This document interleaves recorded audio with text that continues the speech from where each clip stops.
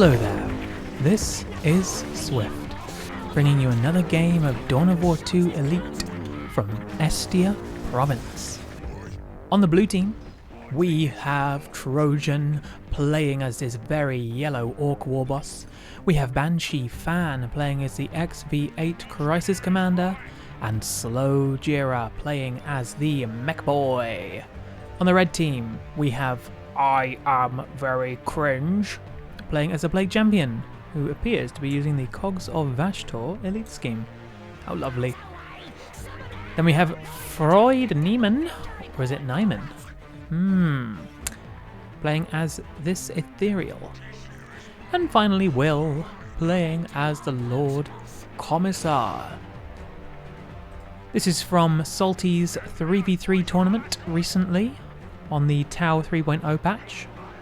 I definitely did not just spend 20 minutes troubleshooting why this replay would not show up and reinstalled Elite Mod 6 times, changing versions 4 different times just to work out that the reason it wasn't showing up was because I had forgotten to put the replay in the playback folder, and it actually was not an issue with the game at all. But we all have our moments, don't we? Now, there's not going to be a whole lot going on in the early game, so forgive me some yapping. But this is the first cast I'm recording after I made my Dawn of War 4 video. And, well, it reached a wider audience than my usual Dawn of War 2 audience, and safe to say it might have created a little bit of vitriol. It is easily my most disliked video by far, which is fair enough because, you know, unqualified moron yaps about video game that hasn't released yet has got to be one of the most infuriating things to see on the internet, because, I mean, you know, no one likes the unqualified moron, but everyone wants to be the unqualified moron. And I decided that in this case I would be the unqualified moron, and that's fine. I'm happy being the unqualified moron. You know, it's a label I don't bear with any shame. But I am just aware that it did cause a little bit of discourse, and the one thing that I do want to address from that is that I don't want people to just dump on Dawn of War 4 immediately just because it is not the perfect version of exactly what you wanted. We do have to give the game some breathing room. That's kind of the reason why I titled the video I'm Worried About Dawn of War 4, because there's really no point getting your panties in a twist over like all the ins and outs. It's more like I'm very, very cautious because I've seen this pattern play out before, and you know, yeah, we all know how Dawn of War 3 went, and I just don't want that to happen again. You know, I want the game to be good. I'm just worried because Dawn of War it's one of those games where, like, if they mess it up, it's gonna be gone. It's gonna be gone forever. Like, RTS is a dying genre. Like these Tau Fire Warriors, they're gonna die. Oh, nice pickup by the Storm Boys there. They do have to be a little bit careful getting out of there. But yeah, I just figured I would address that. This Ethereal has immediately gone for the combat armor. Very nice, very nice. Oh, that's kind of cool. Sorry, I know nothing about Tau, even though I freaking designed half the faction. It's been a long time. But yeah, I just don't want to be like the augur of negativity about Dawn of War 4, because I could easily have gone for like a really, really annoying, lame title that was like, Dawn of War 4 is cooked. Woke developers are ruining my perfect grimdark 40k game. And it's like, no, that's just disingenuous. That's not true.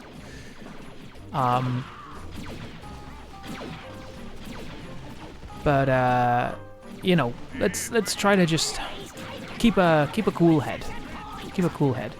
The second thing is that I have launched a Patreon, and I did that because I figure that milking Dawn of War 2 players is the most lucrative way of making money in the world. And so I fully expect to be a millionaire by the end of next week.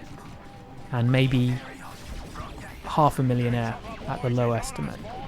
But no, for real, if you want to send like £1 my way, it does help to make these videos quite a bit, because obviously I get no ad revenue from this channel, and £1 is more than ad revenue would pay me from one person in a month anyway. But it is totally optional. But all help is appreciated, and you get your little name in the credits at the end. Again, not mandatory. I'm not going to be gating any content behind the Patreon itself. It's really just a way of saying thank you, and there's literally only one tier, and it costs £1. I think it's like $1.50 for Americans for some reason. But yeah, any help's appreciated.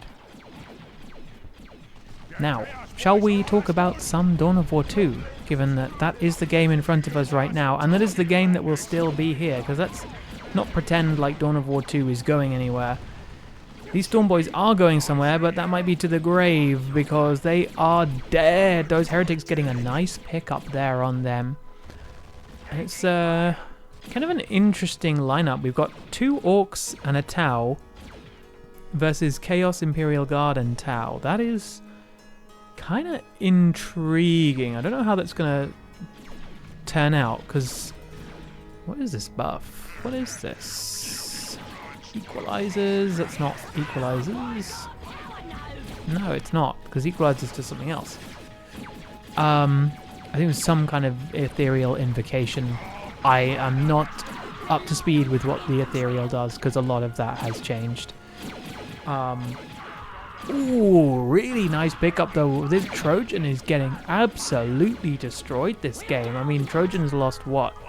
Sluggers, what are the fly boys called? You know, Storm Boys. Ooh, but does pick up the Kroot in return. This is proving to be a very, very bloodthirsty game. Could actually genuinely lose the Vespid here. And Chephren, aka A-Move, does manage to get them away. Warboss is chasing the Ethereal, and actually does pick up the Ethereal. That's a very nice pickup, but should be revivable. It's not the end of the day. We do have the Plague Champion, can't see the indicator, but he is right there. Let's just check what's going on over here. Imperial Guard making moves. Will did lose a Guardsman squad in the early stage, so yeah, this is very bloodthirsty. Like, there's a lot of death and destruction already, which is kind of what you like to see. Artillery spotters shooting him down with their little thingy-mabobby. There's a heal that comes in there. Oh, of course, because battery pack. I forget that the mech has battery pack. I'm kind of surprised. Like, I thought you'd maybe see electric armor from the mech, but oh no, he's not gonna. Please. Whoa, almost lost his shoot to boys. That was kind of brutal.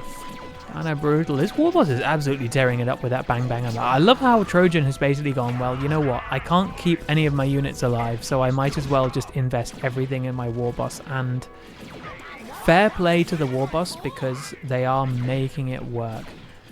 Tau Commander has gone for the, that's the armored battle. I was going to say the heavy armor, because I just read the Warboss.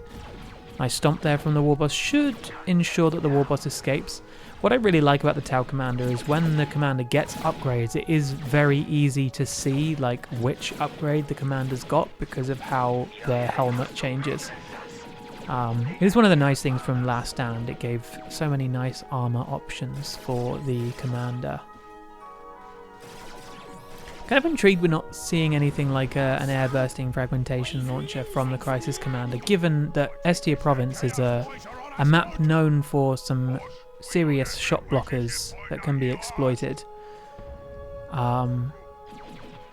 These Storm Boys just being very silly. You'd love to see it. But they are quite caught out at this point. I'm not really sure they want to be here. Very nice stick bombs thrown in on the Fire Warriors, but they actually will die here. This is what I mean by, like, this is a bloodthirsty game. I have not seen so many wipes come in so early on both sides, really. I mean, I think the blue team have suffered a lot more, but Freud, for example, losing the Kroot Carnivores earlier has replaced them. Yeah, Trojan obviously losing their entire army. It's you know, it's kind of the action you want to see. It makes a big contrast to the last game I cast, which was a 1v1 on Praxis Palace, where basically neither player was really dropping units until kind of the mid game or even quite late, and even then they were being very, very careful to preserve the units. I'm like, speaking of, Death Dread goes down. I'm gonna have to look for the Death Dread when I'm recording the little no HUD gameplay that I use for the intro and outro. But yeah, what is going on this game? Why is everyone just treating their units as if they're like made of cheese and they can just pick them up in the shop and just... I don't know why I said cheese, but cheese is just what came to mind. This war boss is just kind of proving to be a real nuisance. That Ard boy is on him, just keeping him in this fight way longer than he should be. These chosen Plague Brains are supposed to be like melee superiority fighters, but to be honest, they're having trouble against the war boss right now. Although he might go down, does actually manage to get a stun in there from the stick bombers. Tau are following up. He's extremely low, but of course the Ethereal can't shoot or anything, so he'll probably get away. What I do want to see though is this big flank here from Banshee Fan, coming with this very pretty Tau. I do like the blue color scheme that we've got going on here. It looks very, very aesthetic. Sentinel might actually go down here. It does have the missile launcher or rocket launcher or whatever we want to call it. The Devilfish kind of tearing it up and goes to path block with the Vespids, does pick it up. Chimera will escape. Will not lost too much stuff, but obviously that can change. But yeah, I do love this blue Devilfish. Really nice. One thing I am hoping to see maybe in future is a lot of the Tau models slowly getting the Riptide treatment, because of course for anyone who played some of the pre-release builds of Tau, the Riptide model was a very, very janky kind of slapped together thing, whereas the Riptide model for the 3.0 release has had a significant glow up and it looks really quite good.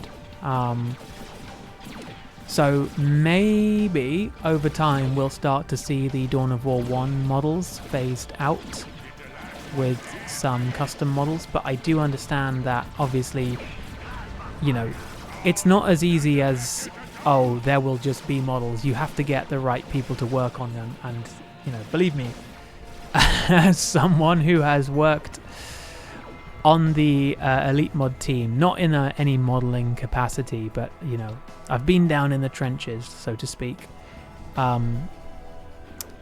People are giving their time and effort away for free, so expecting people to go crazy about, like, you know, making new models for stuff it's something that takes time, it's something that takes coordination, and, you know, we're pretty lucky to get Tau in the state that they're in, but obviously it would be very, very nice if we get the opportunity in future to have them. We do see these Tau actually picking up their pulse rifles, which are, you know, quite pretty. Do love a good pulse rifle. Notice that not all the Tau are picking them up because Banshee Fan has chosen to keep the pulse carbines for now. That might change. It's very nice because it's just like Inferno damage, I think. Oh, they can't fire on the move. Oh, that's very interesting. It makes sense, I suppose. Something went down. I think that was Will's Catachans. But yeah, extremely bloodthirsty game. These unupgraded shooters here from Trojan, really, really just putting every egg he has got into the war boss, which is so funny to me. But, you know, war boss is level 5, so what can you do? And he's rushing to tier 3, which, as an orc, I mean, you do kind of want to be living in tier 3. That is the best life. But I am very cringe as opposite number is also in tier 3 and getting out a predator at basically exactly the same time. What would happen if the orcs looted a Chaos Predator? I feel like there'd be a real sort of clash of like Warp and Waaagh energy. Warp and Waaagh, that sounds like something I would put in a thumbnail in like an Orc v Chaos matchup. Massive stick bombs coming in. I do love the sheer number of stick bombs. Is it a rocket run? Oh, it does actually get a wipe. It takes out one of Slogera's units who, because I'm absolutely blind, I have not noticed that Slogera's army has gone from being quite healthy to quite not healthy. I'm pretty sure last time I looked, Slogera had like a full roster, and now they're just down to shooters and tank busters who almost died in the rocket run there. Don't know where that grav wave was aimed, but it didn't seem to catch anything. Or unless it caught the heavy weapon squad, it might have caught them. Looted tank does have the extra armor, you would expect that. We see a little Barracuda strafing. Whoa, Barracuda's doing some moves.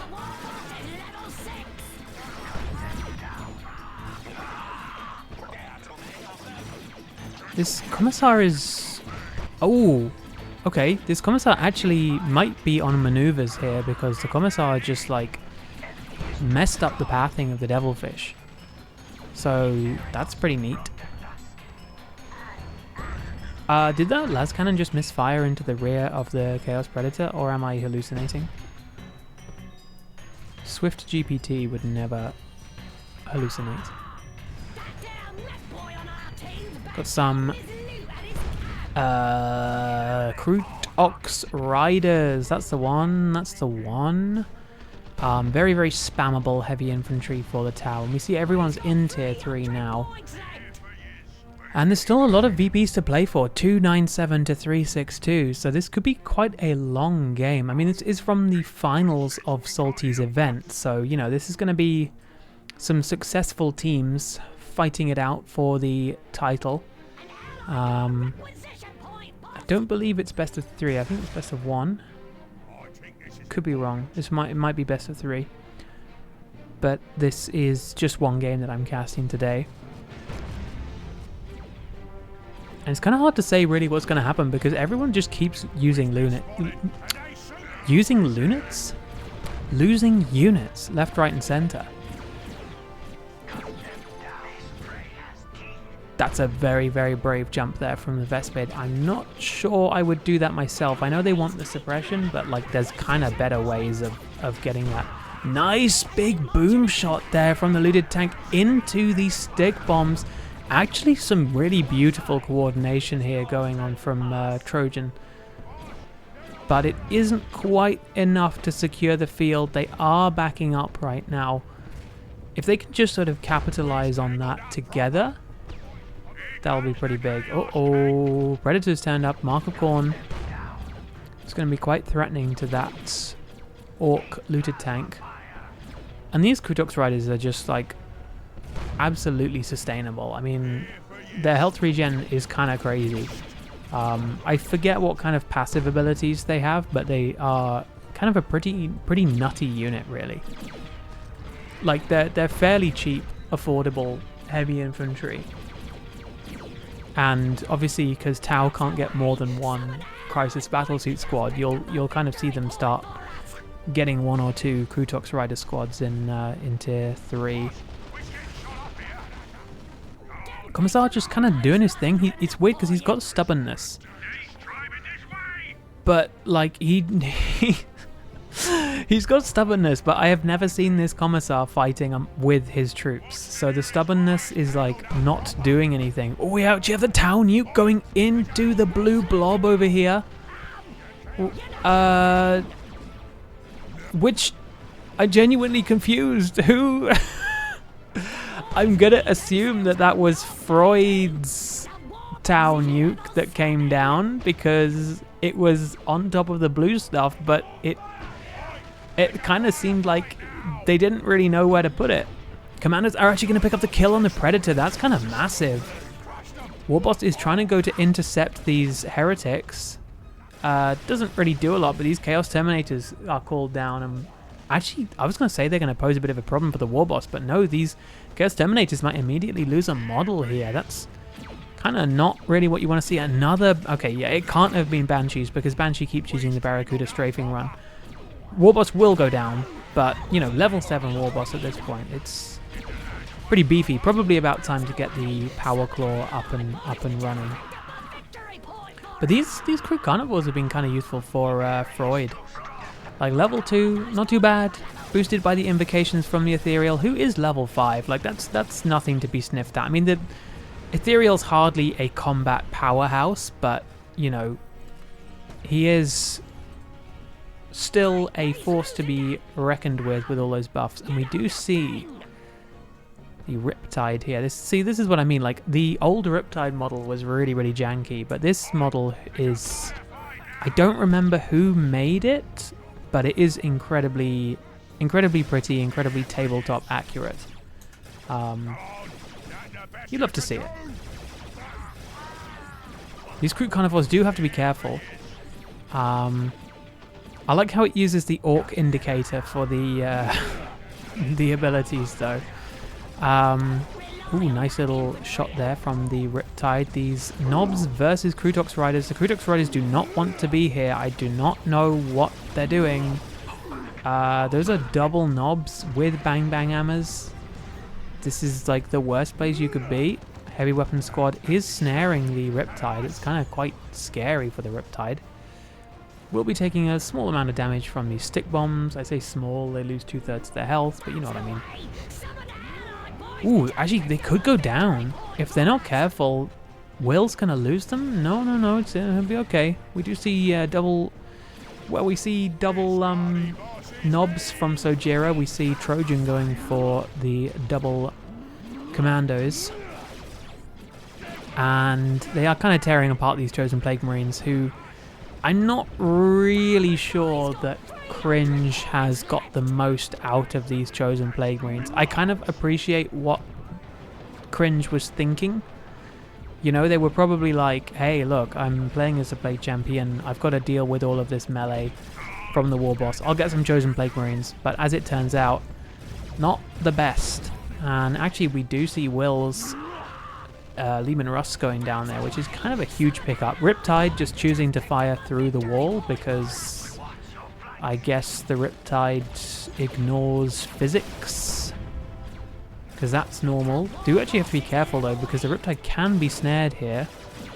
Although it seems like there's no line of sight being drawn on the Riptide.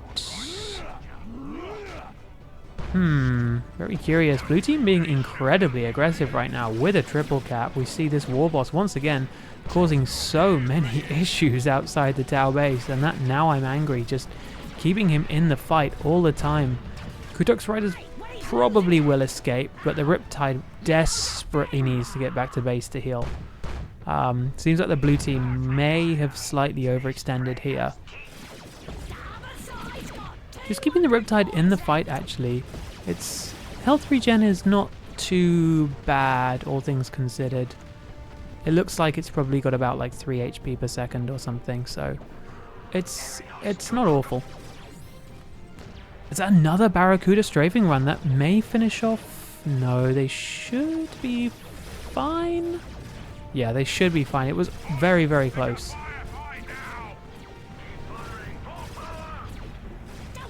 I've been ignoring this Crisis Commander, but those double burst cannons, like, they put in some serious amounts of piercing DPS, and the guy is like level 6 now, so not to be sniffed at. And to think that this is a relatively low investment on the hero as well. Like, they've got the armored battlesuit and has the burst cannon upgrade, so you're only buying 2 war gears, and it's kind of like getting 3 war gears for the price of 2, because you just get the extra gun for free. And now he's doing like something like 50, 55 DPS piercing.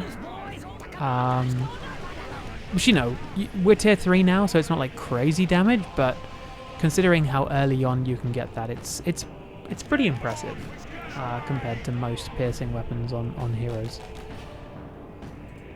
Blue team are coming back to recontest the red team on the south side. I'm carefully reordering my words because the sentence changed in my head. Warboss charging into that Tau gun line does completely force the Tau player off, and now Cringe is kind of in a bit of a precarious position because they just have to do everything they possibly can. And the Tau nuke is Utilitarian Annihilation is coming down. I am stupid. I do like how Banshee Fan is just refusing to send the Riptide back to base, and is unfortunately going to lose it because of that stubbornness, but you know, whatever. Unless some... Oh, the cheeky teleport from the... does go down, but then the question is, will these Terminators go down?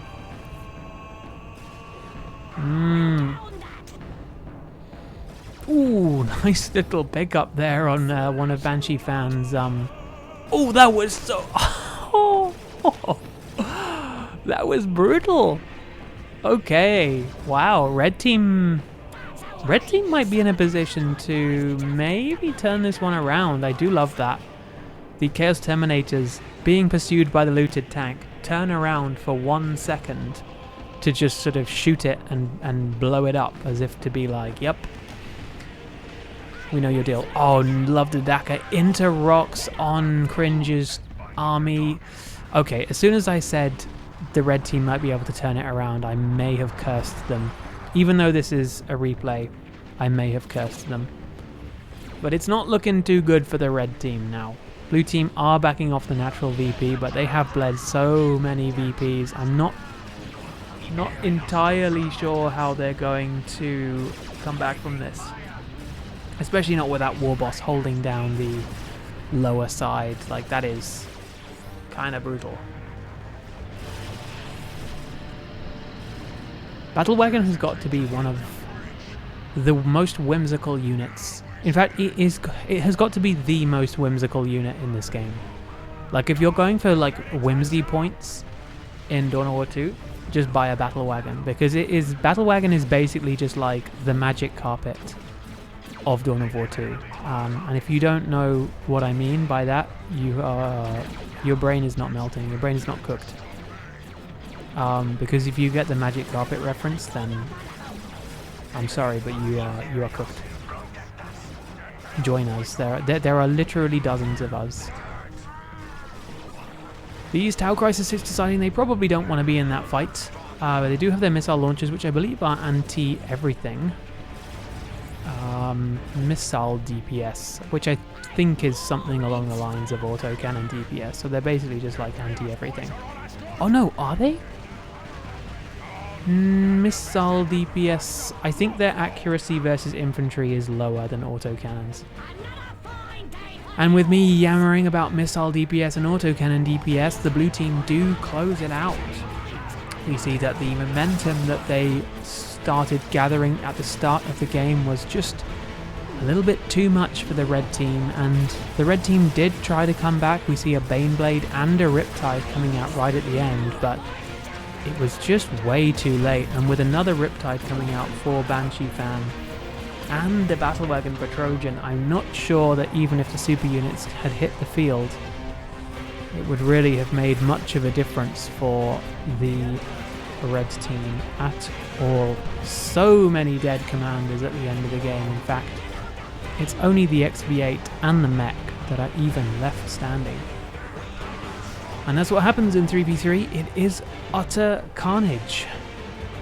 But, you know, that is what makes Estia Province one of the most popular in the game.